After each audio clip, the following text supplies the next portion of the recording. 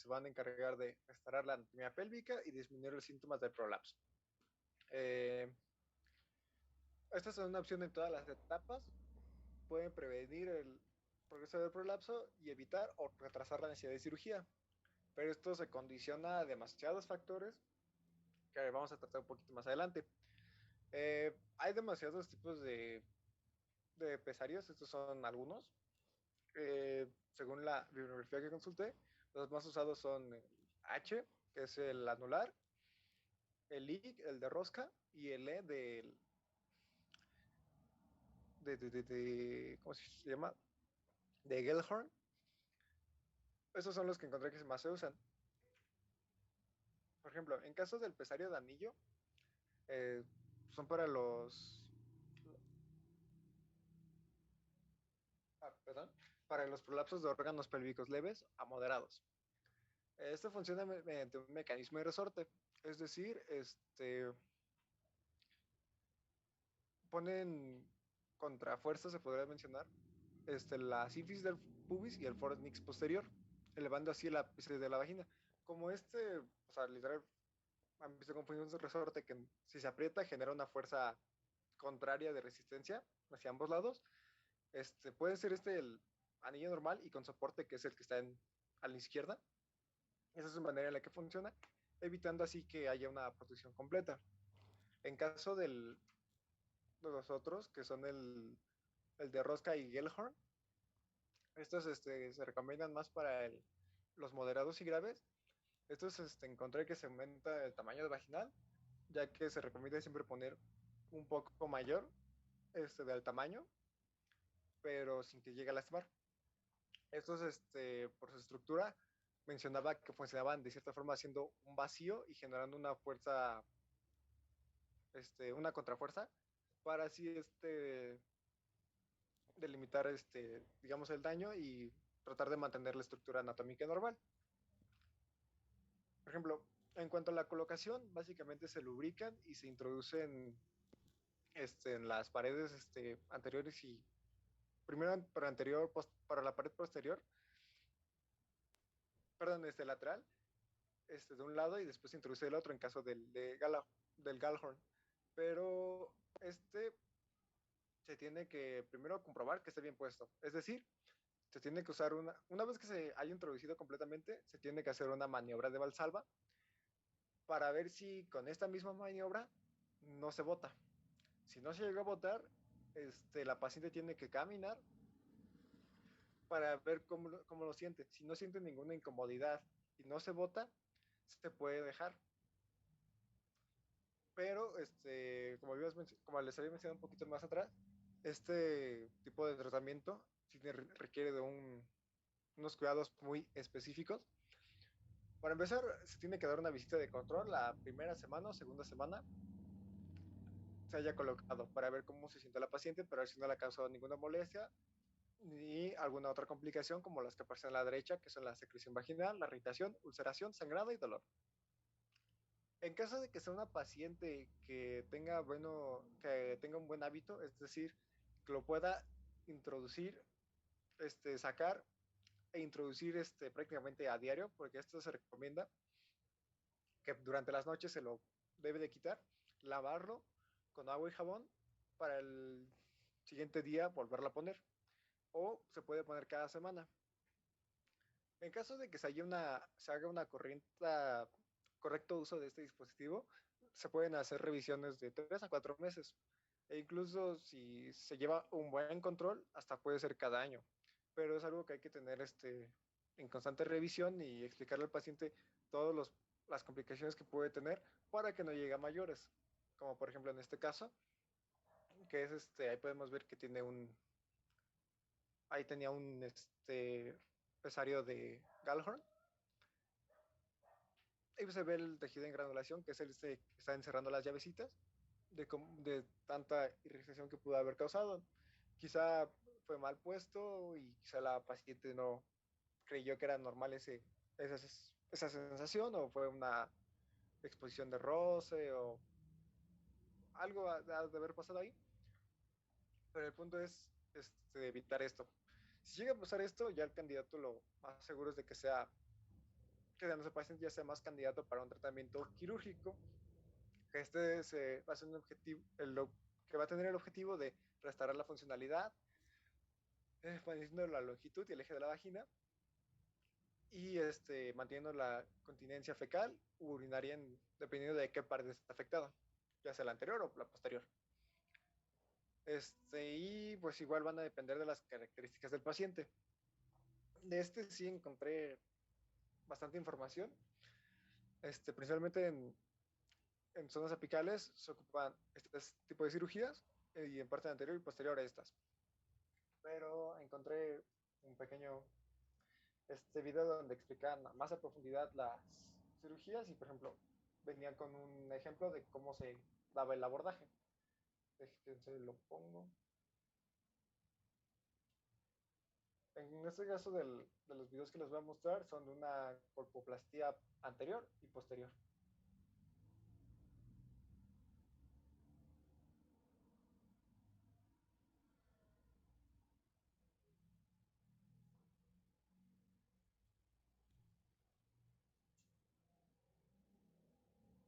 Comentó, tenemos que al principio se puede realizar infiltración subepitelial con solución salina, esto para facilitar la disección de los tejidos.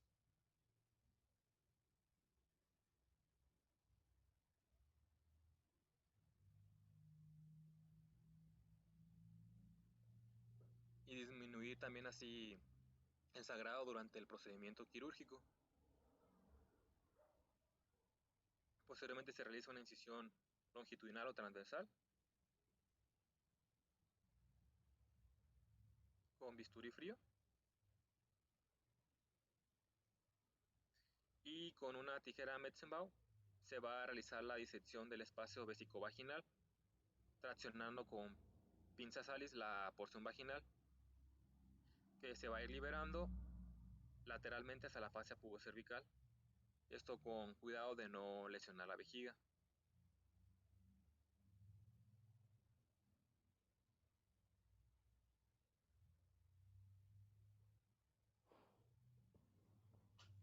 ¿Ese audio es del video o tú lo estás diciendo? Con esta maniobra No, pues es se del va video, doctor. exponiendo la fascia Ah, con pubocervical razón, y yo se dije, van a yo, ya ir parece de residentes. identificando Está bien, los ligamentos está bien, no, cardinales. está bien, qué bueno que lo buscaste. También cerca de la vejiga ahí, ¿no? Muy bien.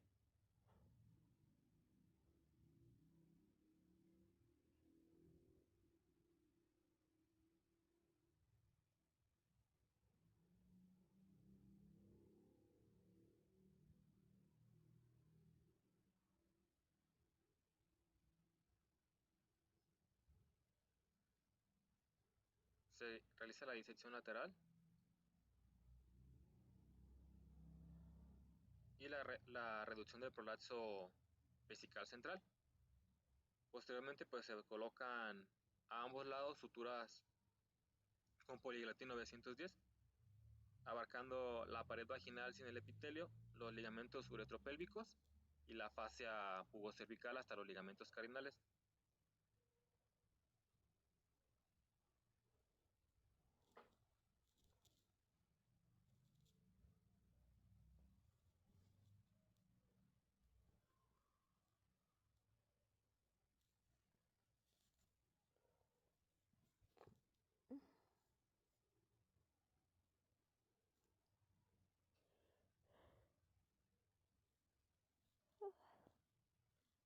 Posteriormente, cuando se terminan de colocar estos puntos de sutura, se colocan puntos de sutura de un extremo a otro de la fascia pubocervical. Estos puntos que se colocaron ahorita son los que se conocen como aplicatura de Kelly.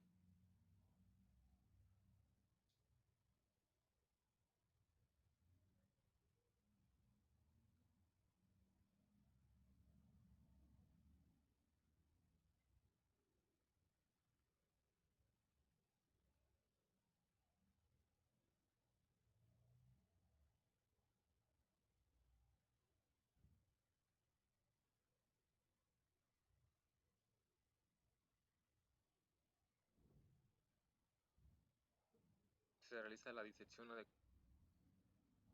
de los tejidos de manera de no lesionar la vejiga.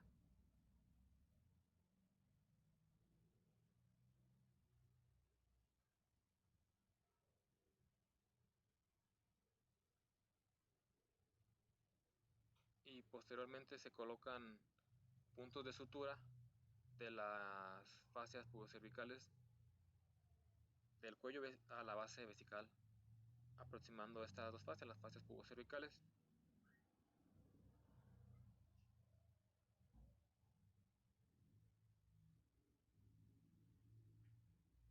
Ya posterior a esto, pues depende si se coloca o no malla. Si se coloca, pues ya se fijaría en ambas fascias pubocervicales por encima de estas suturas que se colocaron previamente. En este caso, pues no se colocará malla.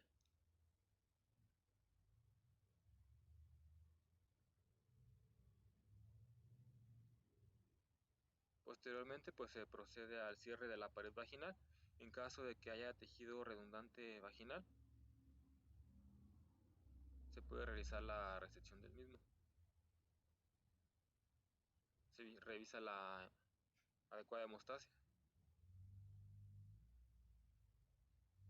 y la resección del tejido vaginal redundante.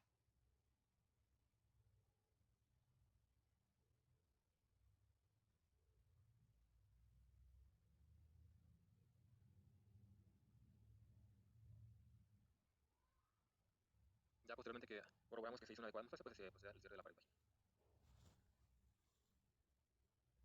No sé en caso de que sea una afección en la pared anterior y en caso de la posterior, entonces las pongo.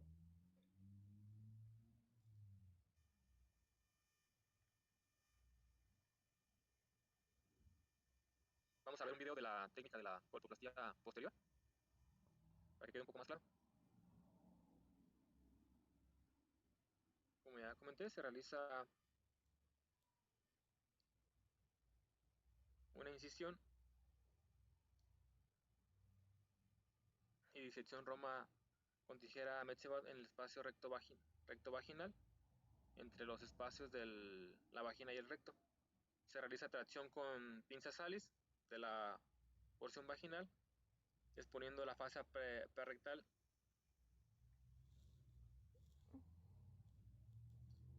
Posteriormente, pues se procede a la sutura con ácido poliglicólico, que va a comenzar en el ápice del recto cele y va incorporándose el borde del epitelio vaginal y la fascia perrectal, que se van a aproximar a la línea media. Y de esta manera, pues, cubrir el defecto. Y aquí va a incluir pues, los músculos elevadores en el tercio distal de la sutura.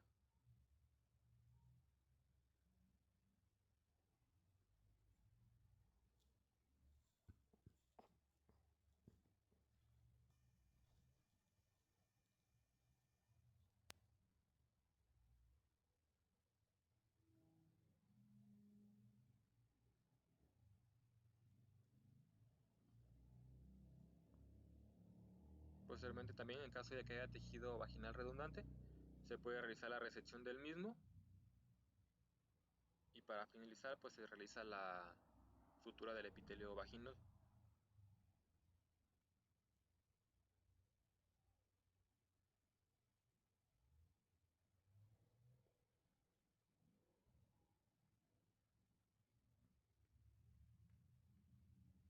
Esta sutura del epitelio vaginal se puede realizar con poliglatino 910 del 2 y se realiza una sutura continua.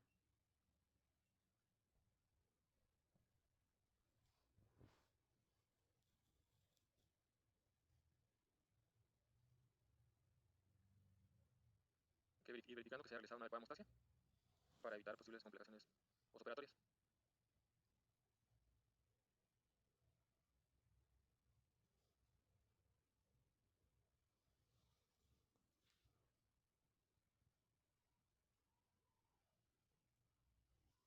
Y pues de esta manera, posterior a que se realiza la sutura del epitelio vaginal, se da por terminado el procedimiento quirúrgico.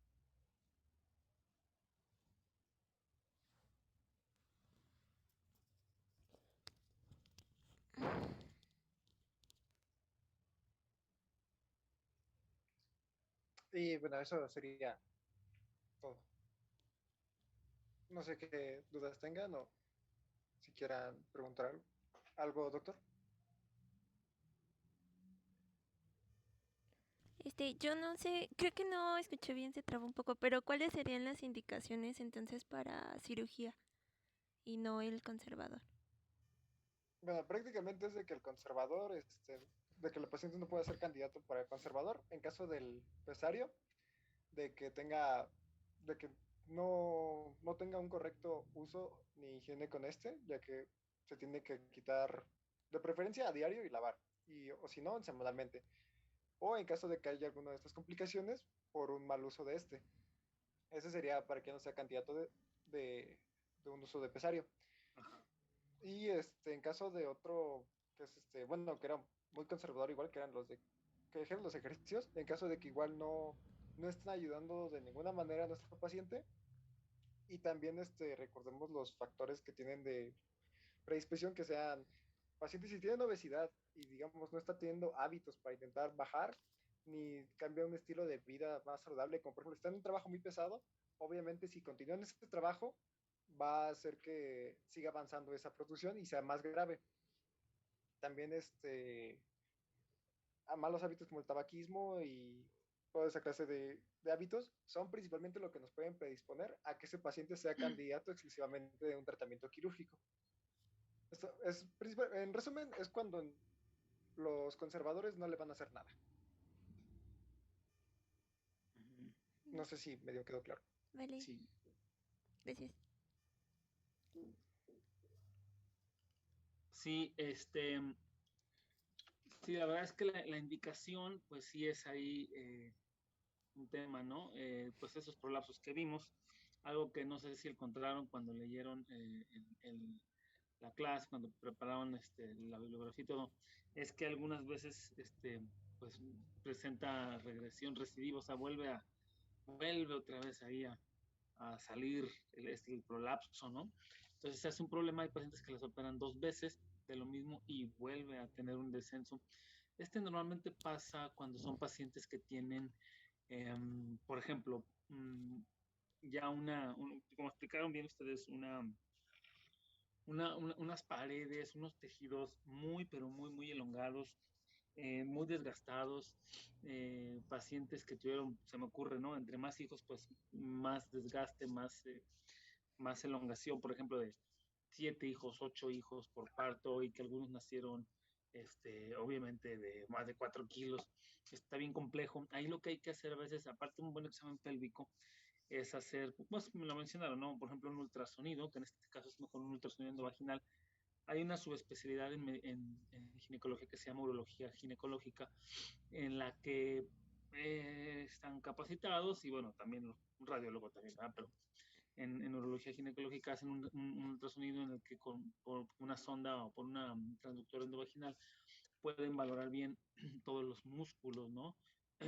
Todo el hiato del músculo elevador del ano.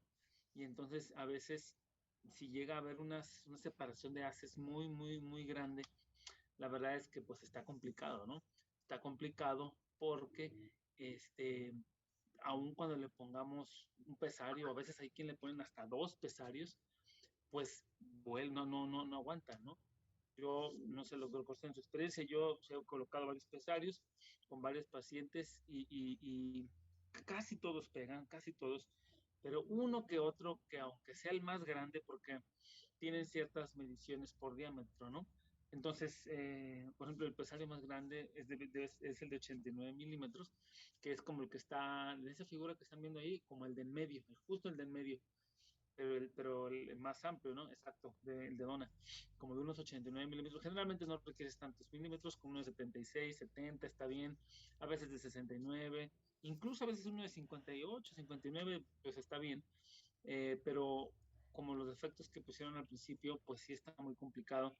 En teoría debe de funcionar con un pesario, sobre todo, como decía la pregunta de la compañera, pues más que nada es cuando tienen cardiopatías, cuando tienen algún tipo de contraindicación, un riesgo quirúrgico alto, un hasta 4, cosas de esas, que la paciente tiene muchos riesgos, es hipotiroidea y tienen antecedentes de que se tormenta en las cirugías, pues ya son riesgos muy altos, tromboembolia o no sé.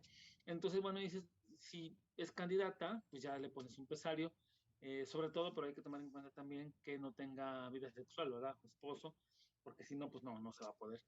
Y en general, todo lo manejo que ustedes pusieron ahí de la cirugía, por ejemplo, en la colpoperinoplastia anterior, está muy bien, ¿no? Para poder subir este tejido, la vejiga hacer un poquito más hacia arriba y abajo también puede hacerse una colpoplastia posterior. Bien decías tú del tema de los elevadores de ¿cómo se llama? La miorrafia de elevadores, que es otra cirugía que también se hace después de la colpoperinoplastia posterior. Entonces, para darle más fortaleza a esta parte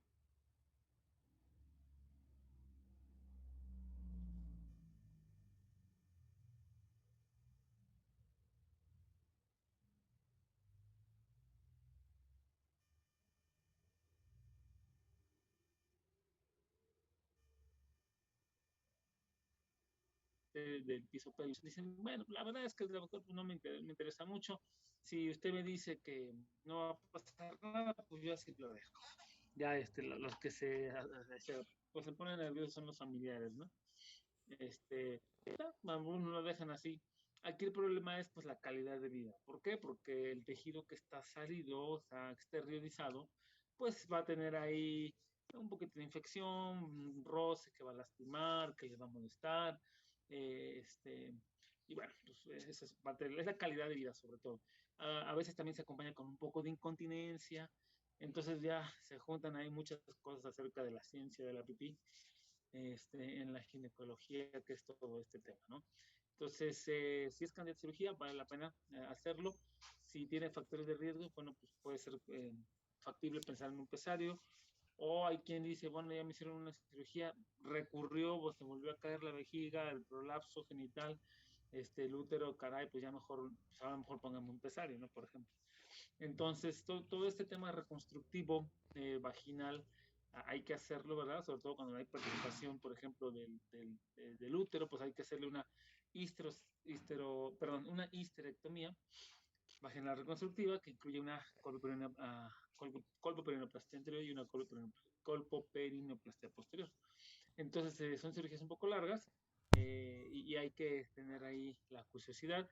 No es difícil, solo a veces si un obstetra, un ginecólogo pierde un poco de práctica, pues ya después va a tener que repasar algunos puntos, el punto de Kelly, nombres de algunos puntos clave que de hecho pusiste en parte pusieron en el video que nos mostraron, ahí mencionaban pasos muy importantes, ¿no? Entonces, a veces se ponen también mallas, ¿no? Se ponen mallas. Es importante también que se usen las mallas para que todo ese piso pélvico pues no se caiga. Y pues finalmente también a veces se pone, dices tú, a ver, ya no tiene vida sexual, vamos a cerrar todo el espacio y eso se llama histerocolpectomía, ¿no? O sea, es bien radical eso, Pedro, bien radical. Es cerrar la fábrica desde la entrada, ¿no? Desde bajar la cortina y ahí ahora sí nadie entra y sellarla. Entonces, aún así luego tiene ciertos problemitas, pero sobre todo si hay un rectocele, por ejemplo, importante, que no se dio cuenta, alguien le hace una histerocolpectomía, cierras todo y luego otra vez ¡pum! Se le sale, pero porque ahora era el recto el que estaba atrás y no nos dimos cuenta, cosas de esas. Entonces, esta área es más o menos interesante, no va a afectarse vaya pronto, en una mujer joven de 35 años, 40 años, no lo van a ver. Las mujeres, pues dice Titanic, que son un océano de sentimientos. Y a veces son un océano, pero de muchas dudas, porque luego es muy común que las mujeres digan, tengo la vejiga caída. Y yo, ¿en serio? Y le pones una foto como las que pusiste, y mira, es tu vejiga caída, ¿tienes eso? Ay, no, eso no. Entonces, porque es que es la vejiga caída. Términos que usa la gente creyendo que saben de algo. Y algunos médicos también, ¿no? Médicos no ginecólogos. Como les decía la otra vez, hay muchas personas usan ese término de tengo cistitis, o sea, el término de cistitis no está tan fácil de diagnosticar nada más así, por lo que alguien cree que eso es, pues no. Entonces, todo tiene un grado de evidencia, de nombre de las cosas, de diagnóstico. Entonces, para que ustedes en el corolario de todas las cosas a las que se dediquen siempre tengan un fundamento, digo, por lo menos me dice tengo prolapso y no tengo la vejiga caída, ¿no? Entonces, no hay que, o sea, el paciente no sabe, el paciente no sabe, los que sabemos somos nosotros, y hay que orientarlo, ¿no? Mire, es que lo que usted no tiene la vejiga caída, lo que tiene es incontinencia, la pipí se sale por otra cosa, que pueden ser muchas causas, ¿verdad? Yo pensé que el hecho de que se me saliera la pipí era la vejiga caída. No, la vejiga está hasta arriba. Y lo más, si le preguntas, ¿tiene hijos? No, nunca tuve. Entonces cuando se va a caer la vejiga, es que cargaba yo muchos blogs. No, pues no, señora, es una hernia inguinal o umbilical o a ver qué. Entonces se llena de fantasías, mitos y desorden ahí en el pensamiento, ¿no? Entonces hay que orientar a las personas, este, todas las cosas por su nombre, el niño con el niño, la niña con la niña. La infección urinaria es una y la infección. Sí, doctor, adelante, adelante. La infección vaginal es otra, ¿no? Entonces, son cosas ahí diferentes. No se revuelve todo ahí el asunto. Las personas luego revuelven muchas cosas. Bueno, ¿qué más? Y bueno, nada más una cosa. Creo que este tema no lo puse, pero se los pongo así muy breve en el chat. A veces cuando los pacientes tienen incontinencia,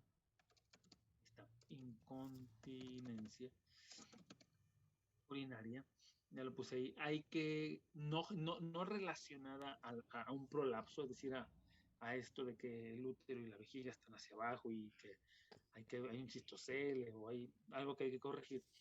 Una mujer puede decir, se me sale la orina. Es más, a lo mejor ahorita uno de ustedes no va a decir, ¿verdad? Dice, es que a mí se me sale la orina.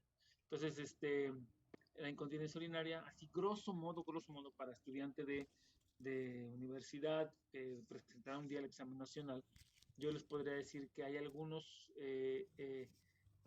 opciones para que no haya esta incontinencia. Entonces, una de las opciones, no sé si alguien sabe alguna, la farmacológica y la no farmacológica. ¿Alguien sabe alguna? ¿Alguna medicina o algún tipo de ejercicio, que es lo que no quería decir?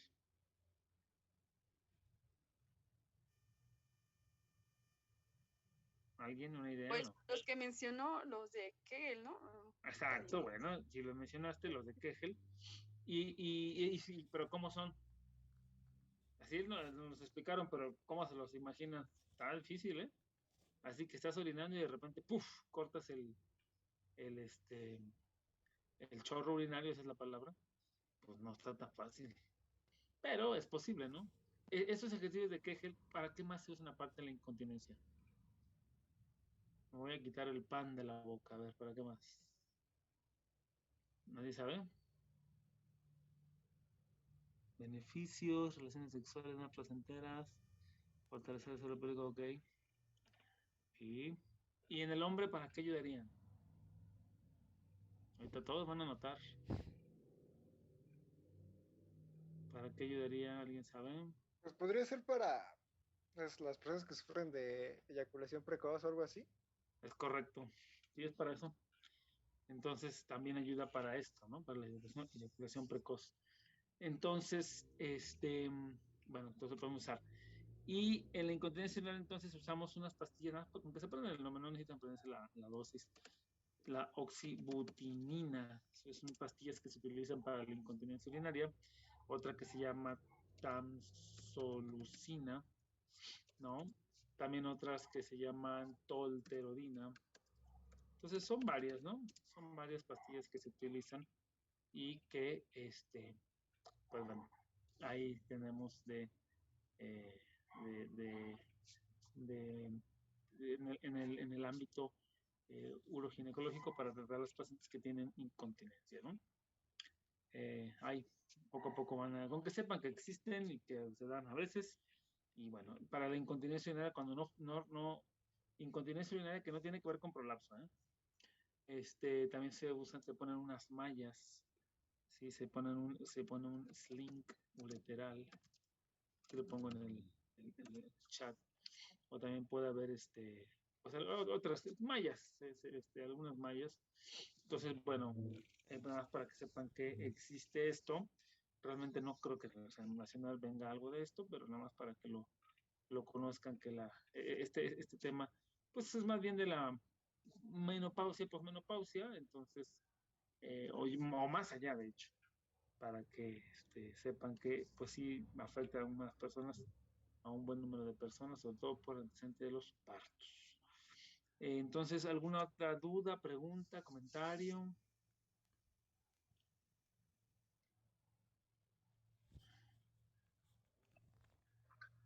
Creo que no, doctor, gracias. Bueno, entonces, pues así lo hacemos, ¿no?